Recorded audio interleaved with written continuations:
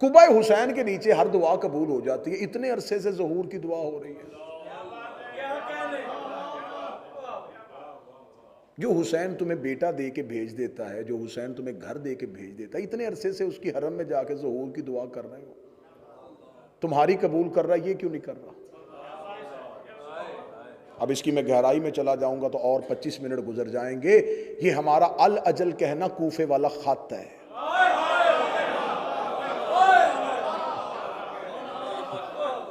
ہاں، میں نے پہلے کہا تھا، باقی مجلس سے میں نے ساری آپ کے چہرے پہ خوشی کے لیے پڑھی، آج دل کے لیے پڑھوں۔ الاجل الاجل، جلدی آ جائیں، جلدی آ جائیں، یقین کیجئے یہی الفاظ کوفے سے آئے، جلدی آ جائیں، جلدی آ جائیں۔ کیوں آئے؟ جلدی آئیں، جلدی آئیں، ہمیں بچائیں، ابن زیاد آ گیا ہے، ابن زیاد پہنچ گیا ہے۔ آئے ابن زیاد ملعون رات کے وقت کوفے میں داخل ہوا، اسے پتا چل گیا کہ کوفے والے حسین کا انتظار کر رہے ہیں، لو میں دیکھوں گا کس بندے کا دماغ مجلس کے اندر ہے۔ ابن زیاد کوفہ کے باہر پہنچا، اور تاریخ اس بات پہ شاہد ہے کہ وہ کوفہ کے باہر رکا رہا، اسے پتا تھا کہ کوفے کے لوگ حسین کا انتظار کر رہے ہیں۔ میں مثال کوفے کے دوں گا، آپ نے ذہن یہاں رکھنا، یہ حسین کا انتظار کر رہے ہیں۔ اس نے کہا میرا لباس تبدیل کرواؤ، جو ہاشمی لباس پہنتے وہ پہنواؤ، ہاشمیوں کا جو لباس ہوتا ہے جیسا امامہ ہوتا ہے ویسا پہناؤ۔ گھوڑے پہ بیٹھا اور چہرے پہ نقاب لے کے کوفے کے اندر داخل ہوا۔ دیوانہ وار لوگ دوڑ پڑے، حسین آ گئے، حسین آ گئے، حسین آ گئے، حسین آ گئے، حسین آ گئے۔ اب وہ دیکھتا جا رہا تھا کہ کون کون حسین کا رستہ دیکھ رہا تھا۔ اچھا یہ بھی مانگ رہا ہے، یہ بھی حسین کے لیے، یہ بھی حسین کے لیے، وہ چلتا جا رہا ہے۔ اب میں سطر کہنے لگا ہوں جس کے لیے میں نے بات شروع کی تھی، معرفت کم ہو تو لوگ ابن زیاد کو بھی حسین سمجھ لیتے ہیں۔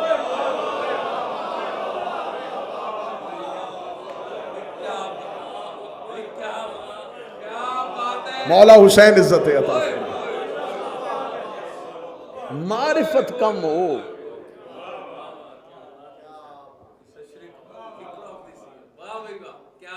ان کو صرف اور صرف اتنا پتا تھا کہ حسین کا لباس ایسا ہے۔ جس نے لباس سے امام پہچانا اس نے ابن زیاد کو بھی نہیں پہچانا۔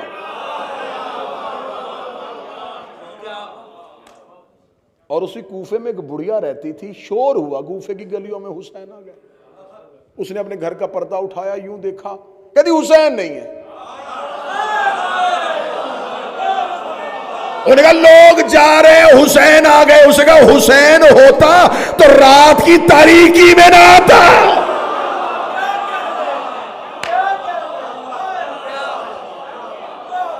یہ حسین کی آنے کا وقت ہی نہیں ہے۔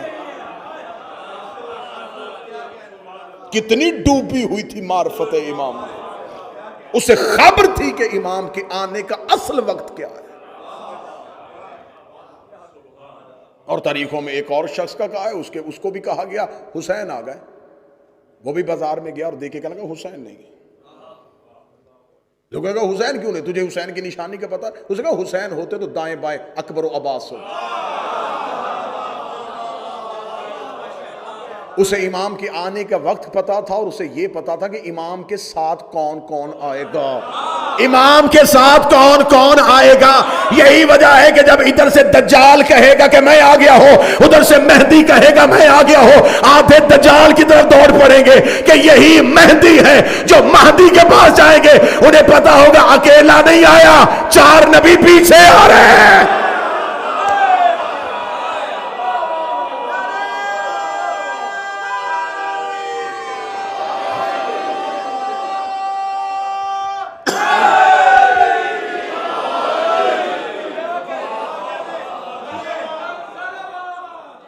اللہم صلی اللہ علیہ وسلم۔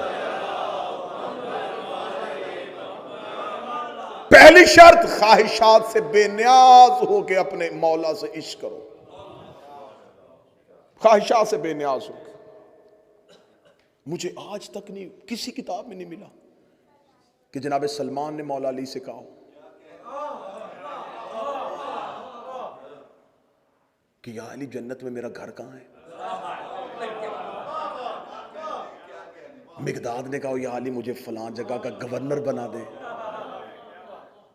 کمبر نے کہا ہو کہ آپ کا دور آ جائے تو مجھے فلاں جگہ کی گورنری حاکمیت مجھے دے دیں۔ ان میں سے کسی نے بغیر خواہش کے اپنے وقت کے امام کو مانا۔ ہر دور کے امام کے نوکروں میں سے جو ایک وصف علیحدہ نظر آئے گا وہ بغیر لالچ کے امام کو مانتے تھے۔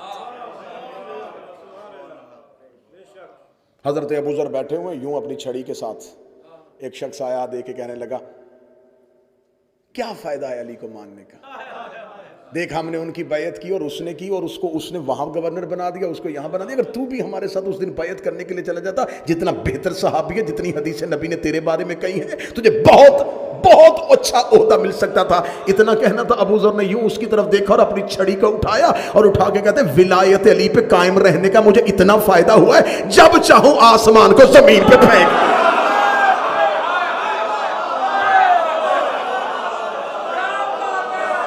جب چاہوں آسمان زمین پہ پھینک۔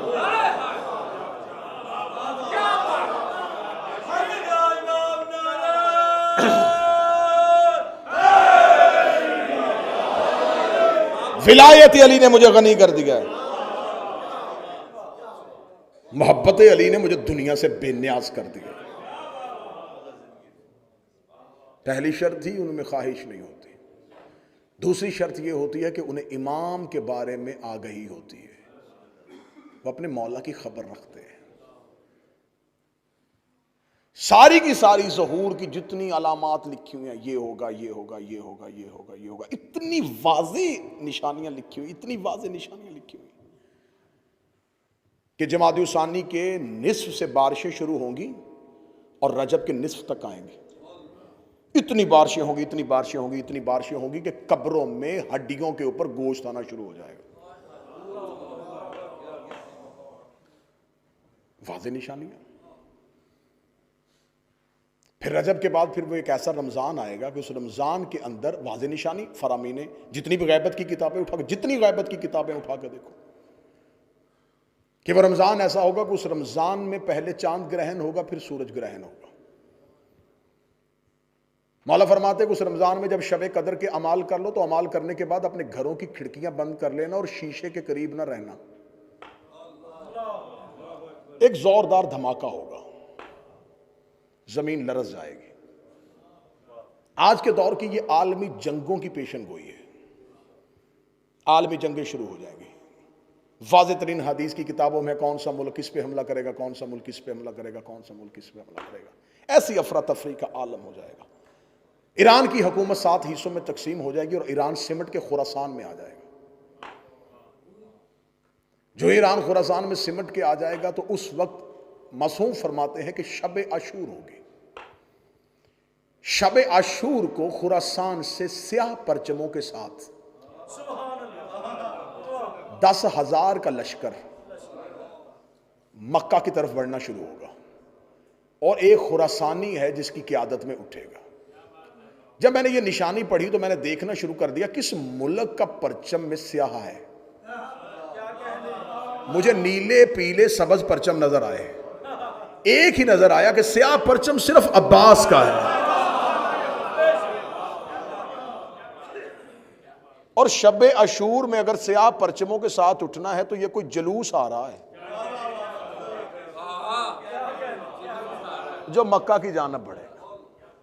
عاشور کی صبح کتابیں کہتی ہیں کہ یہ نصف شب سے لے کے اول وقت تک کا ٹائم ہوگا، عاشور کا دن ہوگا، بروز جمعہ ہوگا۔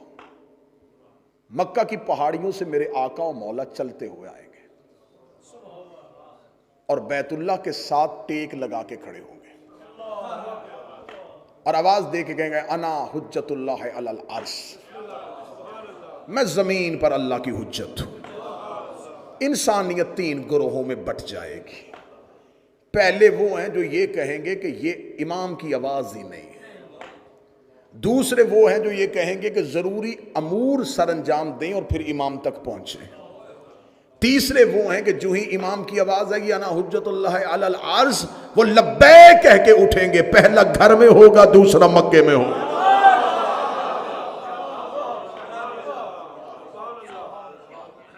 وہ امام تک پہنچ جائیں گے۔ 10,000 کا لشکر خراسان کی طرف سے آئے گا اور امام کے پیچھے 4 نبی چل رہے ہوں گے، الیاس و خضر، ادریس و عیسیٰ، یہ امام کے ساتھ ہوں گے۔ میرے مالک مکہ سے اپنے قیام کو شروع کریں گے اور بیت اللہ پہ اذان ہوگی۔ بیت اللہ پہ میرا آقا و میرا مولا، میرا وارث اذان دے گا۔ حضرت عیسیٰ زمین پہ اتر آئیں گے۔ حضرت عیسیٰ کا زمین پہ اترنا، خدا نے عیسیٰ کو زندہ اس لیے رکھا ہے کہ زمین پہ اکثریت پہ عیسائیوں کی حکومت ہوگی، پوری زمین کے اکثریتی حصے پہ عیسائیوں کی حکومت ہوگی۔ جناب عیسیٰ جب زمین پہ آ کے کہیں گے کہ میں خدا کا بیٹا نہیں، یہ میرا امام ہے، عیسائی ایک لمحے میں اپنا عقیدہ بدلیں گے اور مہدی کے قدموں میں اپنا سر رکھ دیں گے، شک نہیں کریں گے، سوال نہیں کریں گے، پوچھیں گے نہیں۔ کل کی مجلس میں اگر وضاحت ہو سکی تو میں پوری نشانیوں کے ساتھ ایک ایک تاریخی اعتبار کے ساتھ کہ کون کون سا ملک، اور انشاءاللہ کل دن میں ٹھیک 2:30 بجے میں ممبر پہ آؤں گا اور آپ کے سامنے یہ نماز عشق ادا کی جائے گی۔ میرے آقا مولا مکہ سے چلنا شروع ہوں گے، لشکر امام کے ساتھ ملنا شروع ہو جائیں گے۔ وقت کا امام خانہ کعبہ کو گرائے گا،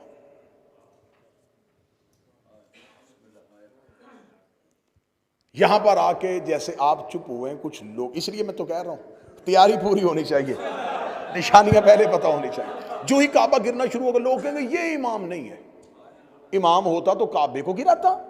جو ہی امام واپس پلٹنے لگے، وہ لوگ واپس پلٹنے لگیں گے تو امام کہیں گے انہیں واپس نہ بلانا، جانے دو ان کو گھروں میں۔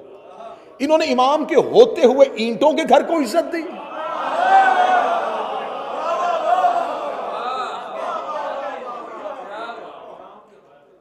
امام کے ہوتے اینٹوں کے گھر کو عزت دی۔ پھر امام جو بچ جائیں گے، جن کو یقین ہوگا، امام ان کو کہیں گے یہ اپنی بنیادوں پہ نہیں ہے، جہاں حضرت ابراہیم نے اٹھایا تھا وہاں ہے ہی نہیں، جاؤ جا کے طریقے اٹھا کے دیکھو، 7 مرتبہ تو کعبہ تعمیر کیا گیا ہے، یہ کعبے کی طواف کا رقبہ ہی نہیں ہے۔ مولا امیر المومنین نے کہا تھا جب رکن کا مقام ابراہیم پہ رکھنے لگے تھے، علی نے فرمایا یہ مقام نہیں ہے ابراہیم کا۔ اب یہ جا کے کتابوں سے پڑھنا کہ کب آخری بار کعبہ جو ہے اس کو کب تعمیر کیا گیا تھا۔ امام کعبے کو اس کی بنیادوں پہ رکھیں گے جہاں پہ ابراہیم نے رکھی تھی۔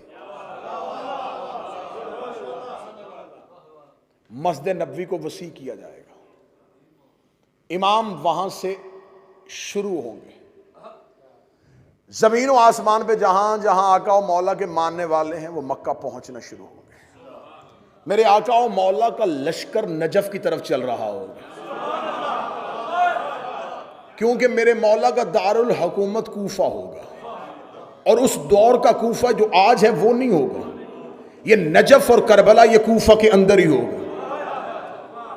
میرے مولا چل رہے ہوں گے اور وادی بیدا پہ جا کے گھمسان کا رن پڑے گا، سامنے سے ابلیس اپنے پورے لشکر کے ساتھ مہدی کا رستہ روکے گا، امام بڑھ رہے ہوں گے اور وادی بیدا کے قریب امام پہنچ چکے ہوں گے، گھمسان کا رن ہوگا، امام کے ساتھ 4 انبیاء ہوں گے، امام کے ساتھ 313 صحاب ہوں گے، امام کے ساتھ 10,000 کا لشکر خراسان سے آئے گا، 12,000 کا یمن سے آئے گا، لاکھوں کا ہجوم امام کے ساتھ ہوگا۔ وادی بیدا میں دوپہر کے وقت جنگ شروع ہوگی اور رات چھانے کے قریب ہو جائے گی، ایسے تلواروں کے ساتھ تلواریں اور شعلے آسمان کی طرف جا رہے ہوں گے۔ یہ ابلیس پہنچے گا اور ابلیس پہنچ کے امام کا رستہ روکے گا، ادھر سے سفیانی کا خروج ہو جائے گا، یمانی کا خروج ہو جائے گا، دجال کا خروج ہو جائے گا، امام جنگ کر رہے ہوں گے، یا پیچھے سے ایک آواز آئے گی مہدی تلوار نکال میں آ گیا ہوں۔ لشکر کہے گا مولا یہ کس کی آواز ہے؟ فرمایا حسین کا علمدار عباس آ گیا ہے، حسین کا علمدار عباس آ گیا ہے۔ حضرت ابوالفضل عباس اپنی تلوار کو نیام سے نکالے ہوئے، اشل پہ سیر رکھے ہوئے، عباس آ کے مہدی کے لشکر کا علم اٹھائیں گے، مہدی کے لشکر کا علم اٹھا کے حضرت عباس اس وادی بیدا میں گھمسان کے رن میں یوں سروں کو دڑوں سے جدا کر رہے ہوں گے، یا ابلیس مہدی کے گھوڑے کے سامنے کھڑا ہوگا، یا مشرق کی جانب سے ایک ندا آئے گی مہدی گھبرانا نہ میں بھی آ گیا ہوں۔ آواز آئی اب کون آیا ہے؟ آواز آئی اسد اللہ علی آ گیا۔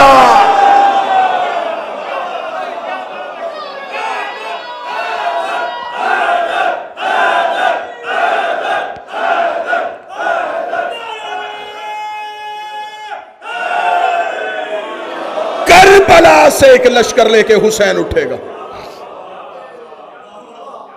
72 تلواروں کو علم کیے ہوئے،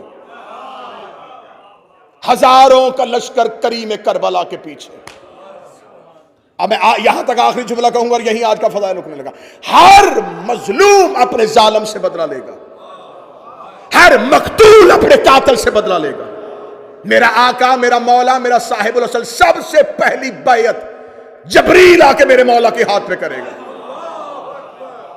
کل کا دن یہاں پر ہوں، جتنے حوالے لینا چاہنا لے لینا، لیکن شک نہ کرنا تمہیں حسین کا واسطہ، جبرائیل نے آدم سے لے کے 11ویں تک کسی کے ہاتھ پہ بیعت نہیں کی۔ یہ شاگرد ہے علی کا، بیعت نہیں کی ہے، یہ بیعت صرف مہدی کے ہاتھ پہ کرے۔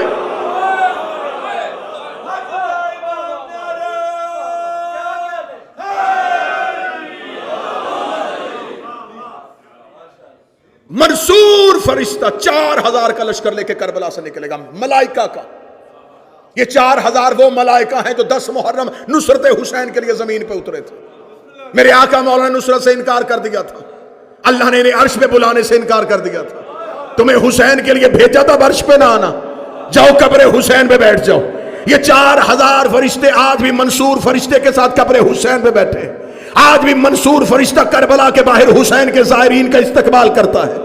آج بھی وہ 4000 ملائکہ زمین و آسمان کے درمیان حسین کی قبر پہ بیٹھے ہوئے اپنے بالوں کو پکھیرے ہوئے حسین پہ گریہ و ماتم کر رہے ہیں، اور حسین پہ صدائے استغاثہ اور صدائے نصرت پہ لبیک کہہ رہے ہیں۔ جو ہی میرے آقا مولا آئیں گے، منصور فرشتہ 4000 ملائکہ کے ساتھ، الیاس، خضر، ادریس و عیسیٰ، 313 اصحاب، 12000، 10000، 6000، 80000، 1,60,000، یہ تمام خروج کرتے کرتے امام کے لشکر میں مل جائیں گے۔ ہر ایک مظلوم اپنے ظالم سے بدلہ لے گا، موسیٰ فرعون سے بدلہ لے گا، ابراہیم نمرود سے بدلہ لے گا، ہر مقتول اپنے قاتل کو قبر سے نکالے گا، جیسے اس نے اسے مارا تھا ویسے وہ اسے مارے گا۔ لو تمہارے یقین کے لیے قرآن سر پہ رکھ لیتا ہو، ابلیس کے پشت پہ آ کے میرا مولا علی نیزہ مارے گا۔ اب مجھ میں سوال کرو کہ حق بنتا تھا علی کا کہ ابن ملجم کو قتل کرتا، اس نے ابلیس کو کیوں مارا؟ اس لیے کہ ابلیس اللہ کا دشمن ہے اور علی ید اللہ۔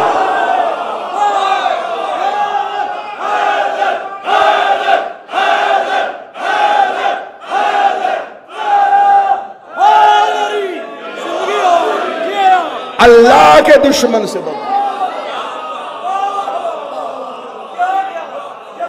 اللہ کے دشمن سے بدلا علی نے۔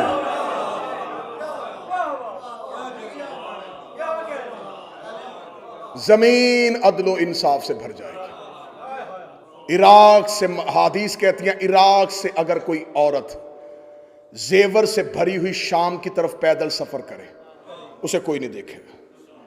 وحشی درندے گھروں میں رہنا شروع کر دیں گے، زہریلے جانوروں کے زہر کا اثر ختم ہو جائے گا، زمین اپنے خزانے اگل کے باہر پھینک دے گی، سونا اور چاندی زمین پہ بکھرا ہوا پڑا ہوگا اور مہدی کے نوکر ٹھوکرے مار کے چل رہے ہیں۔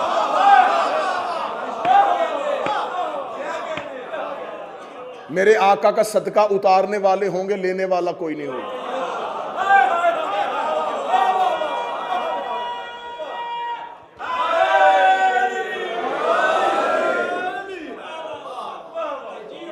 چاروں طرف زمین پہ سبزہ ہی سبزہ ہوگا۔ بس یہیں سے کل گفتگو چلے گی اور عقیدہ رجت کی طرف جائیں گے۔ یہ مذہب شیعہ کی مسلمات میں سے نہیں پڑھا جاتا، نہیں سنا جاتا، نہیں اس کو بیان کیا جاتا، تو یہ علیحدہ بات ہے۔ مسلمات مذہب شیعہ میں سے ہے عقیدہ رجت۔ سرکار وارث سے زمانہ کے بعد آئمہ کے دور کا پلٹ کے آنا۔ کل پڑھا جائے گا کہ زمین پہ علی کتنی دیر حکومت کریں گے، حسین کتنی دیر راج کریں گے، پھر زمین میں میرے مختلف بادشاہوں کا کیسا کیسا دور حکومت ہوگا، کس کے دور میں کون کس مقام پہ بیٹھا ہوا ہوگا۔ جسے ہم عقیدہ رجت کہتے ہیں اسی ہی کو تو جنت کہتے ہیں۔ کاش اس جملے پہ کوئی بول چاہتا۔ میں نے یقین کیجئے جان بوجھ کے مائک سے ہٹ کے جملہ بولا ہے، جس کا مقدر ہو وصول کرے، یہ نہ ہو کہ جملے کی بے قدری ہو جائے۔ اسی کو جنت کہتے ہیں۔ یہ کوئی آسمان پہ دودھ اور شہد کی نہریں نہیں ہیں،